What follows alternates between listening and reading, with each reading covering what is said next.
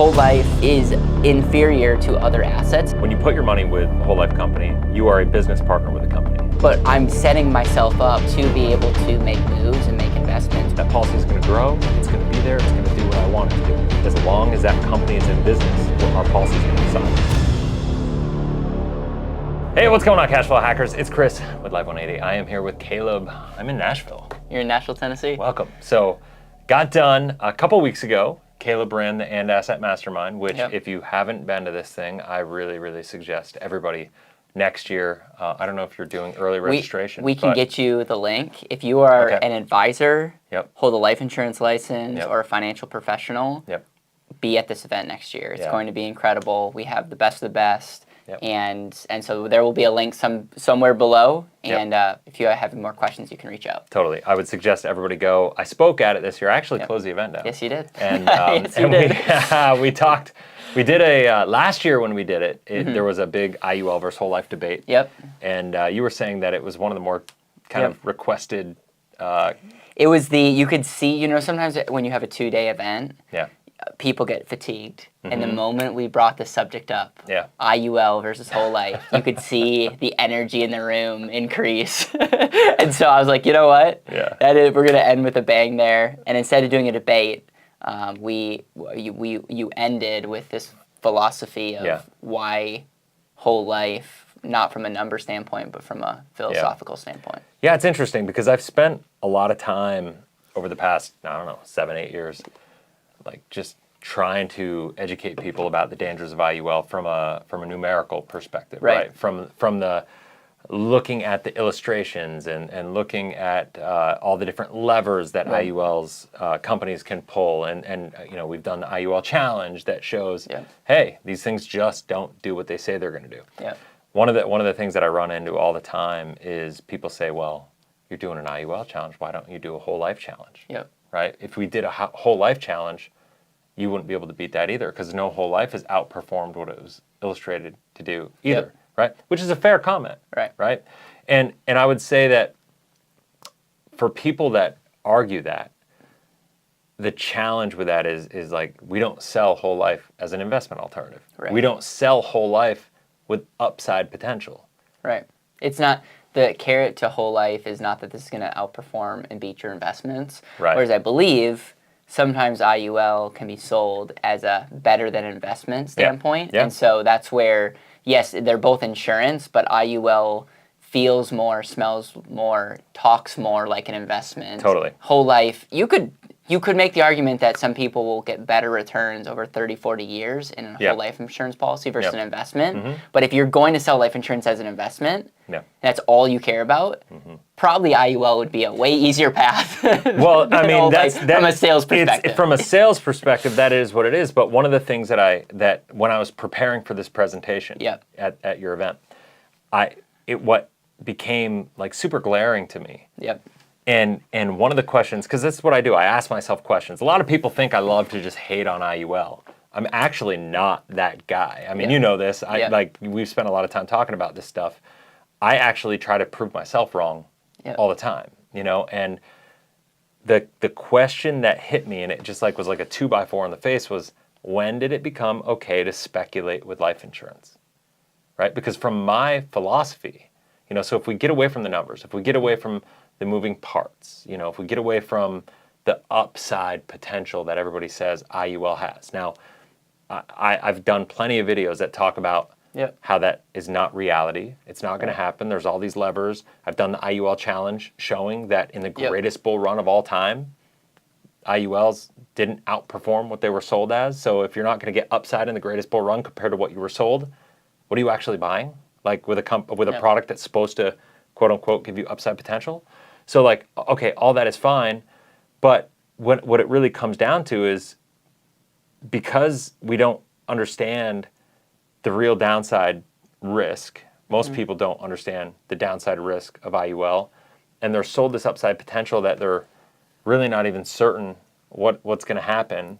Like the variance between the two is really vast, and so that's where it becomes a speculative game, right, for this product. And so what hit me is like, when did it become okay to speculate in life insurance? Because what I look at philosophically, I don't care what you believe. I know there are other people out there that would love to debate with me and argue with me and say all these things about IUL. But when I think about why, let's just talk about philosophy, because I know you and I are completely in line with this. So like, why are we putting money with a whole life policy? I want to hear you. If you have a choice to put money inside of a whole life contract, why are you putting it there instead of somewhere else? Because you're not going to put all your money there, right? So I want to ask you, what money are you putting there, and why are you putting it there instead of the alternatives? My language has definitely evolved in the last 7 years. Running my mouth on life insurance. I would say that it's a combination of the and asset concept that I wrote about a while ago. And more so now, I start thinking of life insurance, whole life insurance, as a foundational asset. Totally. And so we're in my house right now, and the thing that's under this house that nobody sees, that's not sexy, is the foundation. Well, we can't be on the second story of a home without a solid foundation. For sure. I find that, and you have your triangle pyramid concept, and I think that's a lot of times we're not building solid foundations in our business and our personal life, and so I see when I think of a financial portfolio, I want to know like what's the foundation of that, and you could get in a philosophical, like, you know, maybe the first 15 years or 20 years of your life, you're building the foundation, and then that foundation allows you to make moves, and like pretty much that's where I'm at with my life. We, for the last years, been building business, been saving a lot of money in whole life insurance, and you might look at my portfolio and say, Caleb, think about the opportunity cost. You could have had your money in other places, but I have a foundation, and watch me the next 15, 20, 30 years. I'm not, and again, knock on wood, but I'm setting myself up to be able to make moves and make investments. Why? Because I know that my family and in our business is not 30 days away from closing their doors because because we have that financial foundation. So I know I'm taking a while to answer your question. It's good. But because of that, so then I ask, what's the best asset for a foundation? Right. And then when you look at like safety, protection, creditor protection. When it comes down to growth, I care about growth. When it comes down to death benefit, when it comes down to things like chronic illness riders, like when you start stacking all those benefits, you're like, oh, there's actually no asset that touches life insurance if I'm willing to think long term. The funny thing is, even if I'm not willing to think long term, and like, let's say I die or get disabled or something crazy happens, it's like, what asset should I rather have? So the only reason whole life is inferior to other assets is if I throw in the towel on my life. Like, I still live, I'm just like done. But as long as I'm going to either live a long time or something crazy bad's going to happen to me, whole life insurance, when set up and used properly, is the asset that I want at the foundation of my life. But it's not the end-all, be-all, going to solve your marriage problems, going to solve your kids' problems, going to solve your business problems. Like, that's where I find that it gets oversold. And on whole life and IUL, but I think it's easier to sell an IUL as like this amazing investment. I think we should talk more like, if you want to have the investment hat, which is different hat, I'm totally cool if you're like, okay, you could put your money in the market or you could put your money in IUL, look at the difference. I'm actually okay with that more conversation. What I'm not okay with is if people are having the, say, foundational asset conversation, but you're not putting your money where your mouth is at. Well, I would argue if you look at, so I'm okay having that conversation too, the investment alternative conversation, but it's not, the IUL versus whole life conversation is not that. It's an apples and orange conversation where a lot of times people are comparing it to like, why would you do whole life? Because whole life is worse than IUL. And totally. if that's true, straight up, they're right. Why wouldn't we do whole life? So philosophically, the reason that I don't believe IUL is the best place to keep your money, and I think whole life is because of the fact that when you put your money with a whole life company, you are a business partner with the company, right? I mean, philosophically speaking. it's one of the challenges that I have with IUL sales in general is the fact that people are selling it like, hey, look what Ray Kroc and Disney and all these people did. It's like, I mean, it kind of annoys me when all the whole life people do that as well, because it's just like way overplayed. But it's not even true with IUL. IUL didn't even exist when those people were around. Yep. And so they're like bastardizing all the success that whole life had for all this time. And the thing that I know is that like you and I could put money into a whole life policy today. Properly designed, optimally designed for what our goals are or not, the one thing I could say is that time will fix all problems with a whole life policy. If I make a mistake, as long as I stay the course, that policy is going to grow, it's going to be there, it's going to do what I want it to do. Now, the downside, if you don't design it properly, is that you're going to have liquidity issues. It might not help you reach your short-term goals, like those kinds of things. And those are real problems, you know, and I see people, you see people all the time with that come to us with policies that are designed and not designed properly. Maybe they were sold a full base policy, 100% base policy, and you know, and it isn't in alignment with what they thought they were buying, and that's a problem. No doubt about it. And if they just keep down the process, if there's somebody that's got enough cash flow to handle that, time will solve the problem, right? It's not going to blow up. With IUL, time compounds all problems. It makes all the problems way worse, right? And philosophically, with whole life, when you are a business partner with IUL, you are a profit center. And the challenge is you and I could put whole life money in a whole life policy right now. We could buy a whole life policy, fund it for 40 years. And as long as that company is in business, you know, our policy is going to be solid one way or the other, right?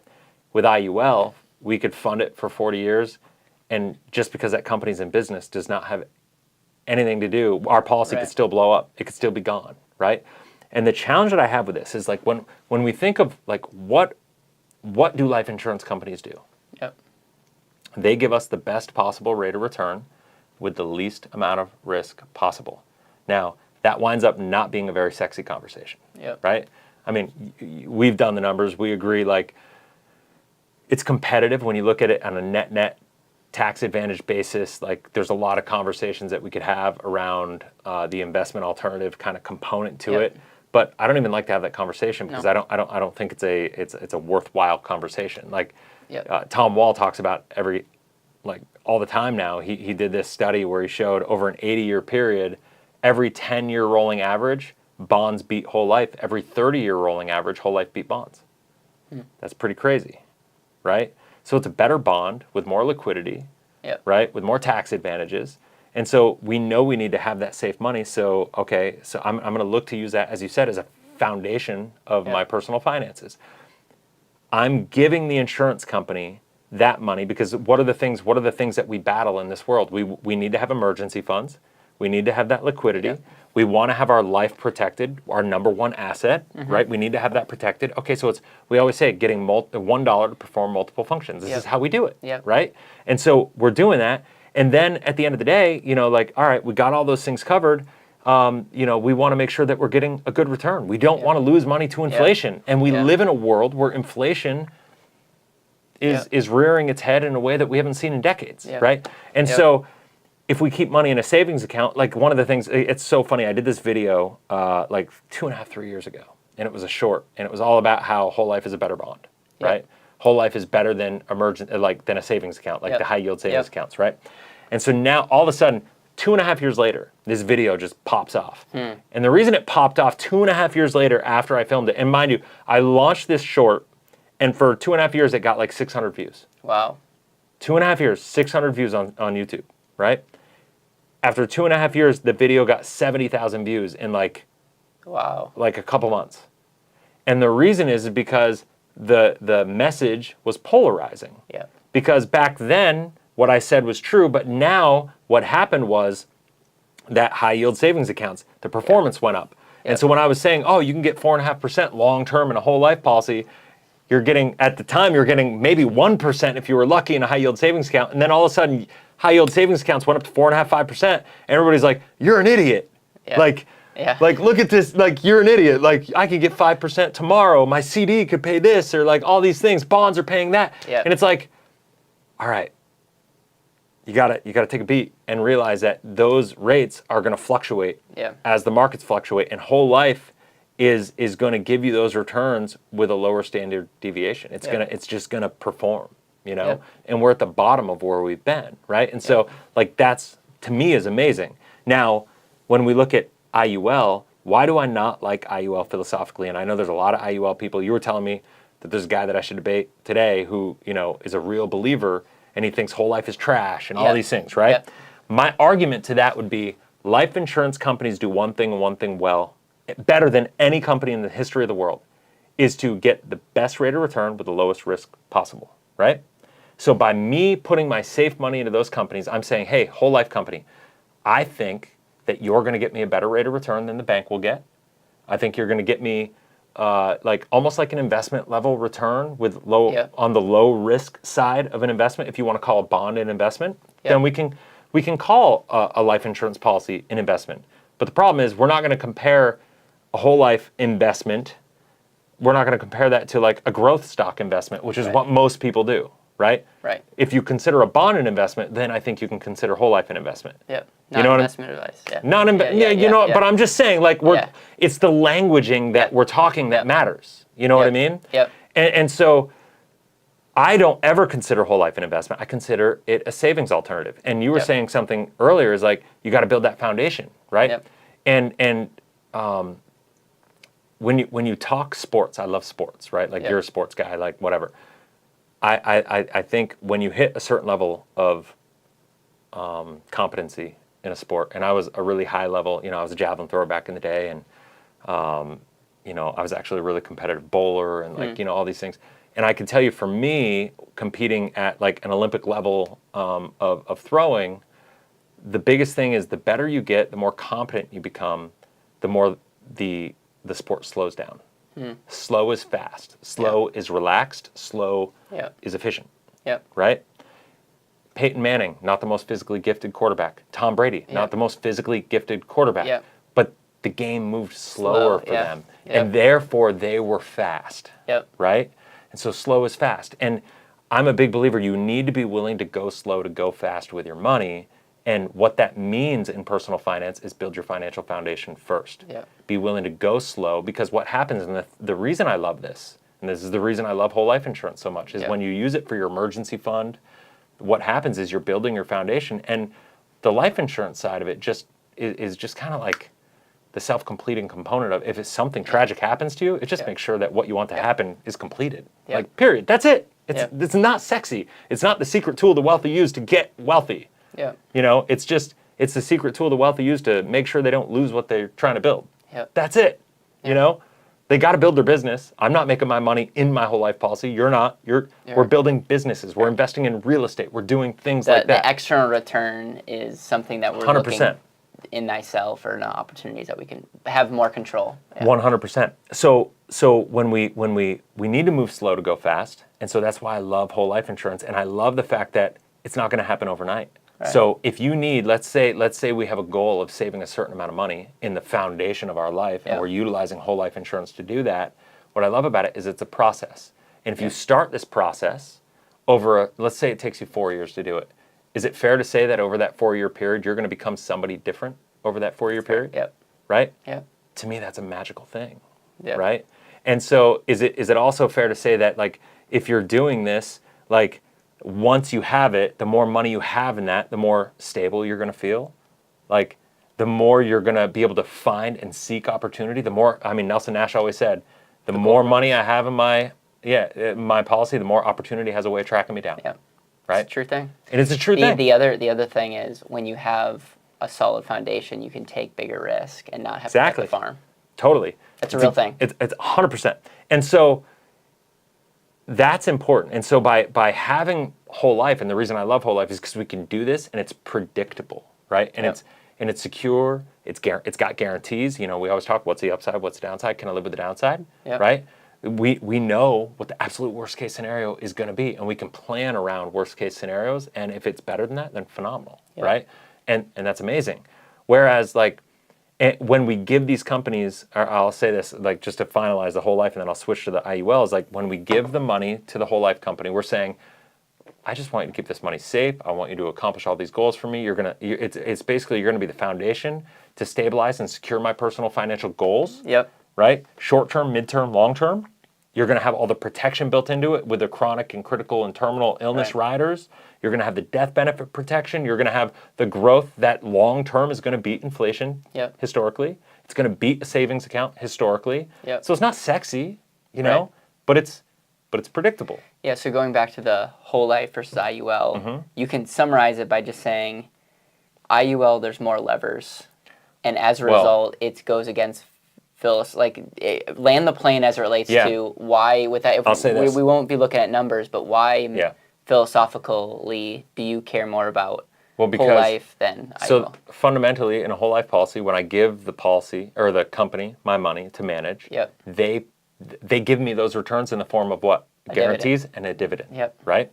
And so basically, when I put money into an IUL, rather than the company giving me a dividend, I'm basically saying to them, rather than pay me this dividend, please go speculate with this money and buy call options.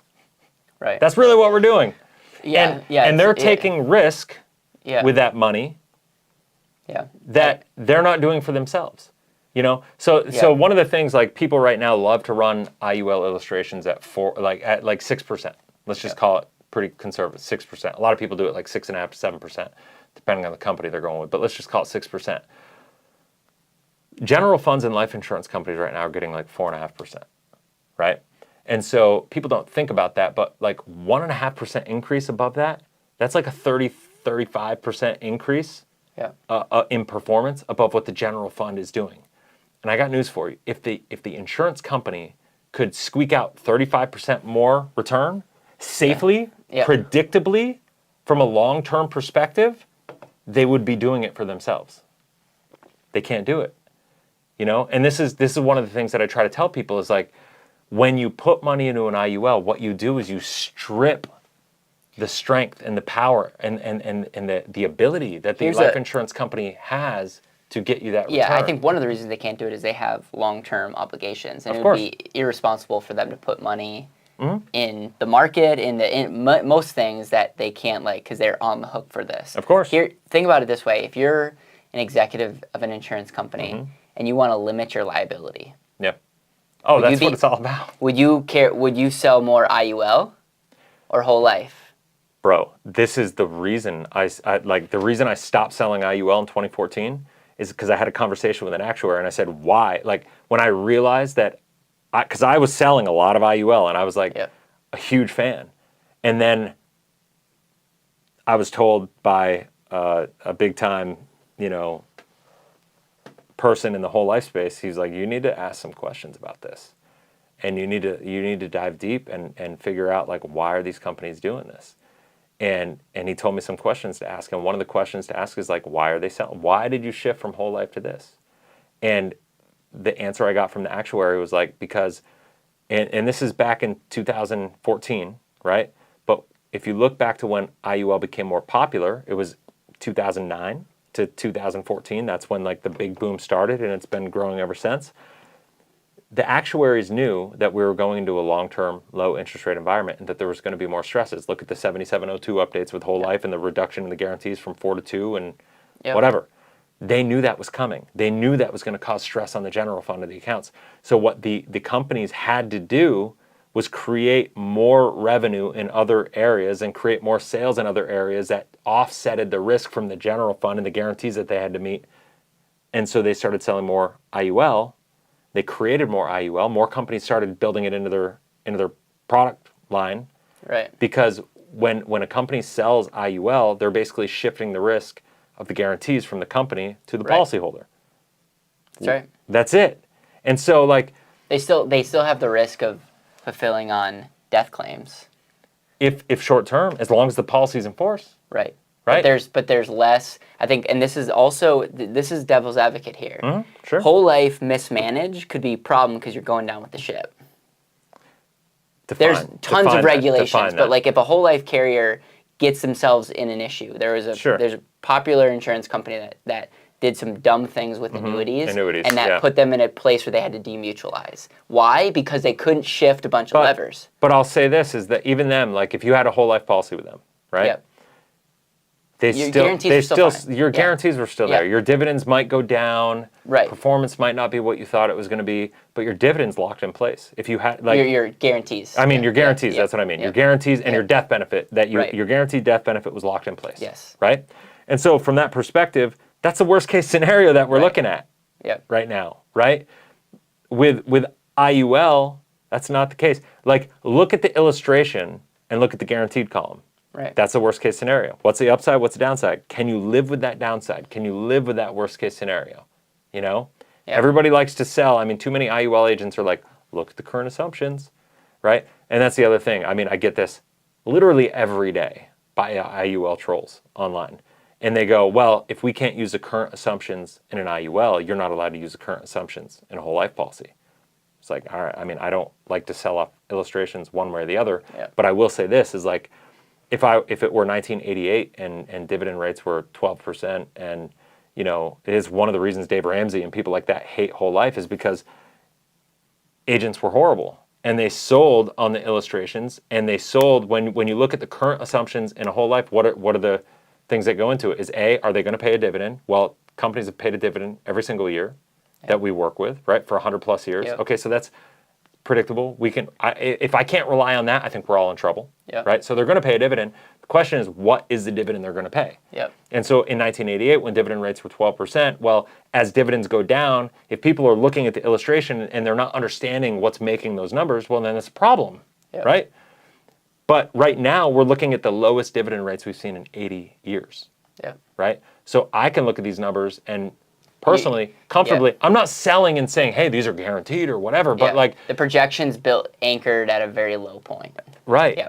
And so like you have to understand, and this, what I explain to people is like, hey, right now the dividend rate's 5.2%. It's the lowest in 80 years. If the numbers that you're looking at are assuming two things, that they're going to pay a dividend at the dividend rate that is current, right? The today's rate at 5.2. If dividend rates go down, performance will be worse. If dividend rates go up, performance could be better. We don't know, right? But people need to understand all the moving parts.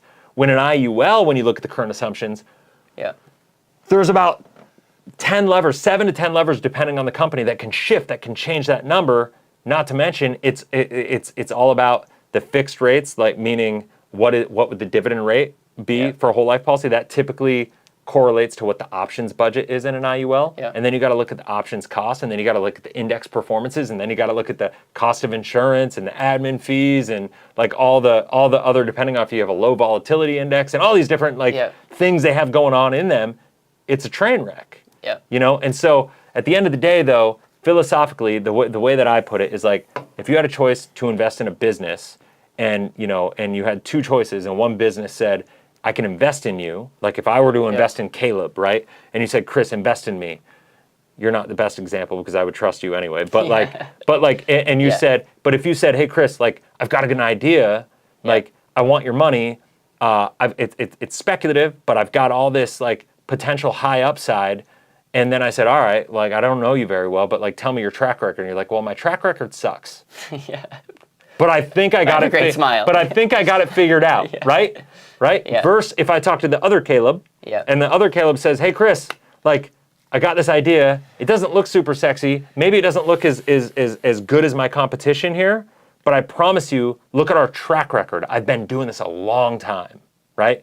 I give returns. And my first and foremost obligation is to make you whole in this business. And by the way, I have a history of 180 years of doing so. Which are you going to choose? You know what I mean? Right. And by the way, the first business, when I put the money into it, if I do it, you're going to tell me, hey, no, as soon as you put your money in, you have no say in what happens.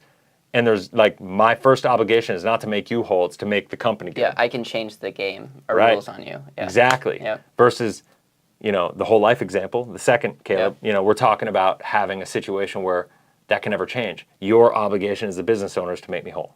Right? And we're partners in that way. Like you're operating the business, but like you have an obligation, right? And that's the main difference. And so philosophically, when I look at it, it's like whole life insurance companies compared to IUL companies, the biggest difference is when you put your money into an IUL, you're basically taking all the power away from a company that makes them magical, that makes them the most stable institutions, that makes them the success story that they are over the past 180 years. And you're basically saying, let's take away that strategy and speculate with it and make them like everybody else. Yeah.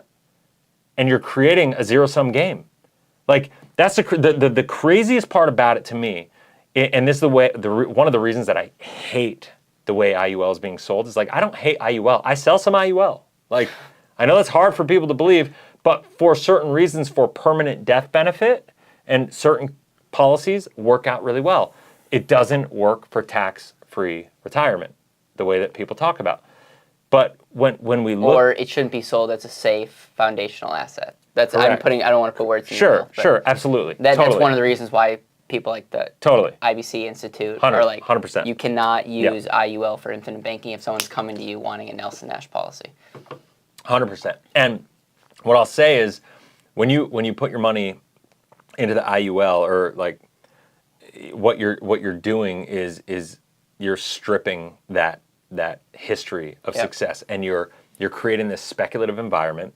And the reason I can't stand it is because of the fact that when you look at people who are attracted to this, it's people who want an alternative to a 401k because they hate the government, because they hate the taxes, because they hate the direction of everything going. And they don't want to be in business partnership with the government, right?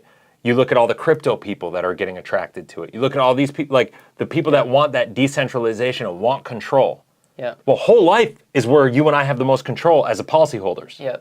IUL, when you put your money into an IUL from a 401k, you're not taking control. You're shifting the risk, in your business partnership is shifting from the government to the insurance company. Yeah. But make no mistake about it, they're still in control. The government can tax your money away from you in a 401k the same way. They can vote on taxes, and whatever money you have, they can do that. IUL can just change the fees and do all this stuff, and it's no different. It's the same exact conversation. So it drives me crazy because, like, when you look at IUL companies, there's a history of most of these IUL companies sold traditional UL from the 80s to the mid-2000 range. And there's a history of these companies doing what's in the best interest of the company and not the policyholder when push comes to shove.